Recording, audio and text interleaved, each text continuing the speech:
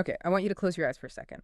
Imagine you're out in the middle of the Sahara Desert. Mm. It's noon, the sun is just blasting down, it's over 100 degrees, and there is nothing but sand in every direction. It's, the definition of a wasteland. Right.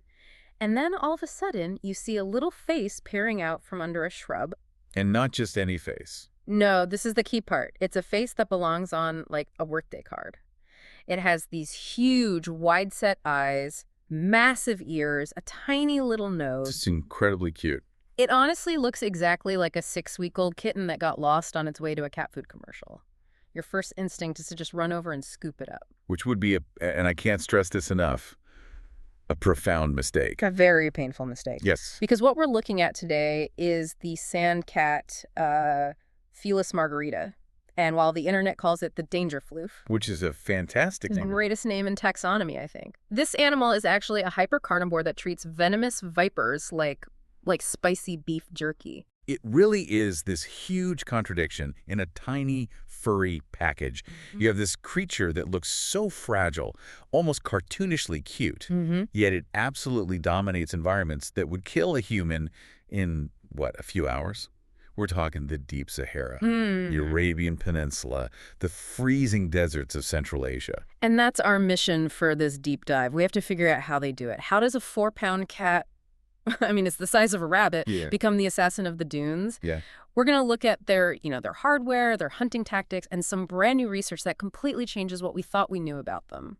And we have some amazing sources for this. We're pulling from these huge telemetry studies by the Panthera organization and field notes from the Smithsonian. So real on-the-ground stuff. Oh, yeah. The data reads less like a biology paper and more like, I don't know, an action movie script. I love it. Okay, let's start with the build. Because if you were designing a desert survival character in a video game, you would build this cat. But the first thing I noticed, it wasn't the teeth or the claws, it was the feet. Ah, yes. The sand shoes. It sounds like a brand of flip-flops, but it's a serious piece of biological gear. I mean, if I walk on hot beach sand, I'm doing that little dance, Of course. This cat lives where the ground can hit 80 degrees Celsius. That's 176 Fahrenheit. That's hot enough to cook on. Precisely. And the sand cat is unique here.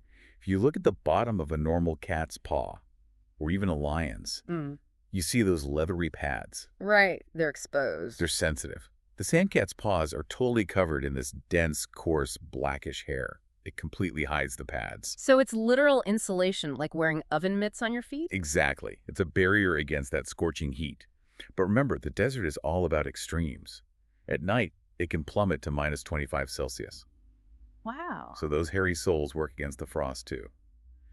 But there's another function that, for me, is even more fascinating from a tactical standpoint. It's about stealth, isn't it? It is. Think about walking on deep snow. You wear snowshoes, right? Sure. To spread your weight out. So you don't sink. The fur does the same thing on soft sand. But it also muffles the sound. A normal cat is quiet. A sand cat is basically a ghost.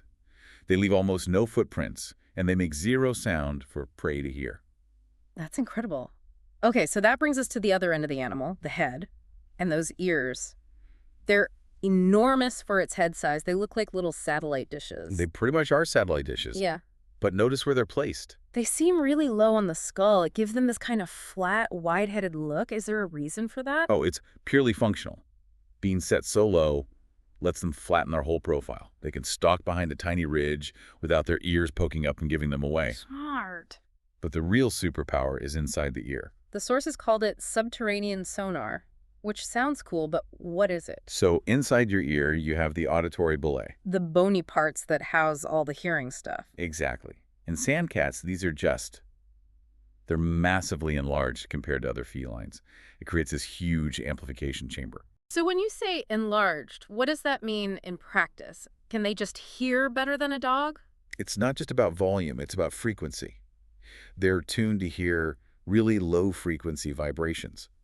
So they aren't just listening for things walking on the sand. Wait. They can hear the footsteps of rodents scuttling under the sand. You're kidding. So they can hear a gerbil inside its tunnel through the ground. Yes. They can pinpoint it, dig it out in seconds, and it's over before the prey even knew it was being hunted. That's terrifying. Imagine being safe in your house and something just pulls you through the ceiling because it heard you walking around. It's highly effective. And then the coat just ties it all together. It's this pale, sandy color.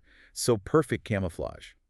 But it's also incredibly dense, 2 inches long in the winter. They're just insulated against everything. Okay, so they're dressed for the weather, but I want to get to the behavior that really earns them that assassin title. We talk about tough animals a lot. The honey badger is sort of the gold standard, right? The honey badger is the tank of the animal kingdom, no question. Right. Honey badger don't care. Fights a cobra, gets bit, takes a nap, wakes up, eats the cobra. We know the story. But the sources made me ask, is the sand cat the feline equivalent? Is this the honey badger of the cat world? I would say yes. They're absolutely in the same tier of toughness, but their strategy is the complete opposite. And I think the sand cat strategy is actually more impressive. How so? Well, the honey badger survives because it has that thick, loose skin and an actual molecular immunity to venom. It can afford to be sloppy. It can take a hit. Okay. The sand cat survives because of superior tactics. It survives by not getting bitten in the first place. That feels like much higher stakes. If the honey badger messes up, it gets a bad headache. If the sand cat messes up, It's game over. It dies. These cats actively hunt horned vipers and sand vipers. I mean, these are snakes that can kill a human. It has no immunity. One good strike, and that's it. So how do they do it? The sources describe this head slap move, which sounds almost comical. It looks like a high-speed boxing match. The sand cat uses its paws to deliver these lightning-fast strikes. It's not trying to grab the snake, not at first. It's delivering rapid, stunning blows right to the snake's head. So it's basically concussion protocol for snakes. Essentially, they're trying to confuse and disorient the viper, keeping those fangs away with speed and distance. And once the snake is stunned, they dive in for a lethal bite to the neck. Wow. It's speed boxing against a venomous opponent where one mistake is fatal. That's confidence. And then, just to add insult to injury, they often eat the snake starting from the head. Waste not, want not. But they're not picky eaters in general, are they? They can't afford to be. It's the desert. So yeah, they're hypercarnivores. Gerbils, jerboas, hares, birds, insects. If it moves, it's probably food. They are the only true desert specialist among all cats, so they sit right at the top of that niche food chain. And this diet leads to their other big superpower. This is the part that reminds me of the Fremen from Dune. They don't drink water. That's right. They can go for months, maybe their entire lives, without drinking any standing water. How is that even possible? I mean, even a camel has to drink eventually. It's all down to incredible kidney efficiency. They get all the moisture they need from the blood and tissue of their prey. Their kidneys are just adapted to concentrate urine to a degree that's hard to even comprehend, so they retain almost every single drop of moisture. So they've basically cut the tether to the watering hole. Exactly. It's true ecosystem dominance. You just exist where no one else can. You win by default. Speaking of existing unseen, I want to talk about their ninja vanishing act. Because the researchers mentioned this, and it just cracked me up, but it's brilliant. It is brilliant. So if you're a researcher out at night with a spotlight, you're usually looking for eye shine, that reflection from the retina. Right, like a deer in the headlights or your own cat in a dark room. Exactly. But the sand cat seems to know this. When they sense something approaching, they crouch down low, which they do anyway. Yeah. They just close their eyes. They just close their eyes. That feels like a toddler playing hide and seek. If I can't see you, you can't see me. It sounds childish, but it works. Their fur is a perfect match for the sand. Without that little glint of eye shine to give them away, they become completely invisible. They just melt into the ground. That's amazing. And yet, for such a stealthy animal, they make a really weird sound. I listened to a clip. I did not expect this. They don't roar. They don't really meow. No. In mating season, it's described as a high-pitched bark. Like a chihuahua. Very much like a small dog. It's this loud, rhythmic barking. And there's a good physics reason for it. High-pitched sounds cut through the wind and carry over huge distances in the open desert. So it's a long-range beacon to find a mate. When you're a tiny cat in 1,000 square miles of sand, you need it. Barking cat seeks partner. Love that. Okay, let's get to the new science. Because for a long time, we just assumed these guys were like other small cats, right? To find territory, patrol a few miles, that's it. Right. But this research by Gregory Breton and Alexander Sliwa in Morocco, it changed everything. This was a massive telemetry study from 2015 to 2019. And massive is the right word. The data they got back was just shocking. So they put radio collars on these little cats, expecting them to stay put. What happened? Well, they just kept disappearing. The researchers had to drive hundreds of kilometers just to pick up a signal again. The numbers are insane. One male covered nearly 320 square kilometers. That's over 120 square miles. To put that in perspective for you, that's a single 7-pound cat patrolling an area bigger than the city of Las Vegas. Why? Why do they need all that space? Isn't that exhausting? It is, but the studies suggest they're semi-nomadic. This was a total revelation. They don't hold a static territory. The desert is dynamic. Rain falls in one spot, so the rodents bloom there. And the sandcat follows the life. They follow the rain. Yeah. And this leads to another discovery about their social lives. Usually, wild cats are fiercely territorial. But when they examine these sandcats... Then battle scars. Exactly. No torn ears, no fresh wounds. They seem to tolerate each other way more than we expected. Why do you think that is? Are they just friendlier? I don't think it's friendship. I think it's economics. The desert is too big, and resources are too scarce to waste energy fighting. It's more efficient to just avoid each other than to get into a fight you might not recover from. The environment is the common enemy, so you stop fighting each other? The harshness of the environment enforces a kind of truce. But they're not nice to everyone. We have to talk about the rivalry with the fennec fox. Ah, yes. The fennec, same habitat, same size, same big ears. You'd think they'd get along. But the sources describe the sandcat as bossy, assertive. It sounds like they run the neighborhood. It's a classic specialist versus generalist dynamic.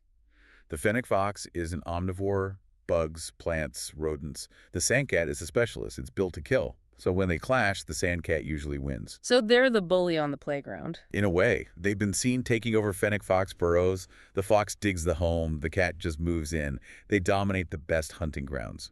The sandcat is the top cat of the small desert predators. Nice house you dug. It's mine now. Pretty much. But they do have predators of their own, right? They're not totally invincible. No, of course not. Large owls, wolves, jackals. They're all a threat. But remember, the sand shoes and the close eyes trick, their main defense is to just not be seen. Which brings us to the outro and a warning we have to give. Yeah. Because I know what people are thinking. It's cute, it barks, I want one. Please no, do not.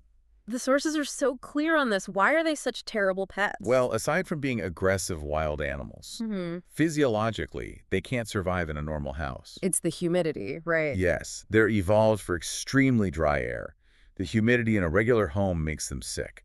They get respiratory infections very easily. The air we breathe is literally too wet for them. Plus, they spray constantly, and imagine that barking at 3 in the morning. Okay, point taken. Admire from afar. Let the danger floof stay in the dunes. Absolutely. What about their status in the wild? Are they in trouble? It's complicated. Globally, they're listed as least concern, which sounds okay. But in specific places like Israel or Pakistan, they're endangered. The threats are habitat degradation, feral dogs, the illegal pet trade. And because they move so much, as we just learned, we might be overestimating their numbers. That's a huge concern. A survey might think a region is full of cats when it's actually just one very busy cat covering a massive area. So as we wrap this up, what's the big takeaway for you? For me, it's that moment of seeing how perfectly adapted they are. The sandcat hasn't just survived the desert, it has hacked it. It took all the deadly things, the heat, the lack of water, the venomous snakes, and turned them into advantages. It turned the difficulty setting of life up to extreme and just aced the level. Exactly. And I think there's a really provocative thought to leave with. We saw that these cats don't really fight each other because the environment is just too harsh. Right. It forces a new kind of social rule. It makes you wonder. We always think of nature as red in tooth and claw, this constant battle. But maybe when resources are at their absolute limit, the most successful strategy isn't war. It's avoidance. It's tolerance. Maybe the harshest environments create the most unique social contracts. The desert teaches you to pick your battles. And if you're a sandcat, you pick battles with vipers, not with your neighbor. Well said. Thanks for listening to The Deep Dive. Stay curious and watch out for those sand shoes. See you next time.